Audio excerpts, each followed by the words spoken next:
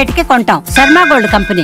ప్రముఖ టాలీవుడ్ సింగర్ కల్పన ఆత్మహత్య యత్నంలో big twist నెలకొంది. కల్పన ఎపిసోడ్పై ఆమె కూతురు దయాప్రసాద్ సంచలన విషయాలు వెల్లడించింది. కేరళ నుంచి హైదరాబాద్ వచ్చిన ఆమె ఆసుపత్రిలో తన తల్లిని పరామర్శించింది.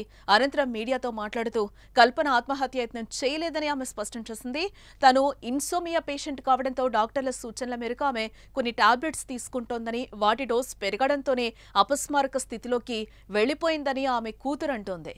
In an overdose, like she had overdosed slightly. This is not a suicide attempt.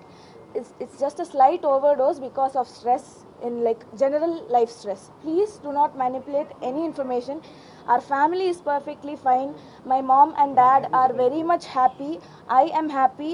Everybody is perfectly fine in my family. Please manipulate cheyodu. Everything is perfect, and my mom, she'll be back in a few days. So thank you, that's all I have to say. This is not a suicide attempt.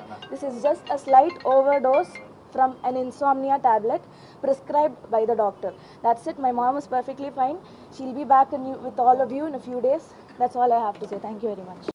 ఇక కల్పన ఆరోగ్య పరిస్థితిపై వైద్యులు కూడా స్పందించారు. ప్రస్తుతం నిలకడగానే కల్పన ఆరోగ్యం ఉందని, అపస్మారక స్థితిలో ఆసుపత్రికి రావడంతో వెంటిలేటర్పై వైద్యం అందించినట్టుగా తెలిపారు డాక్టర్స్. ఇప్పుడు వైద్యానికి సహకరిస్తుందని కూడా చెప్తున్నారు. మరో 2-3 రోజుల్లో కల్పన డిశ్చార్జ్ అయ్యే అవకాశం కూడా ఉందని, ఆందోళన చెందాల్సిన అవసరం లేదని కూడా అంటున్నారు.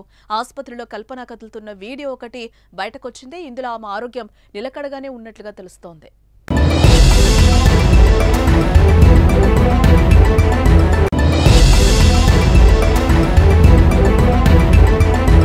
మంగళవారం కల్పన తన ఇంట్లో అపస్మారక స్థితిలో పడి ఉండటాన్ని గమనించిన పోలీసులు ఆసుపత్రికి తరలించారు. వెంటిలేటర్పై ఆమెకి చికిత్స అందించారు. అయితే కల్పన సూసైడ్ అటెంప్ట్ చేసిందని అంతా భావించారు. నిద్రామాత్రలు తీసుకుని ఆమె ఆత్మహత్య ప్రయత్నం చేసిందని పోలీసులు ప్రాథమికంగా నిర్ధారణకొచ్చారు. చెన్నైలో ఉన్న ఆమె భర్త ప్రసాద్ ని కూడా పిలిపించి విచారించారు. ఈ విచారణలో తెలిసిన నిజాలేంటనేది పోలీసులు వెల్లడించాల్సి ఉంది.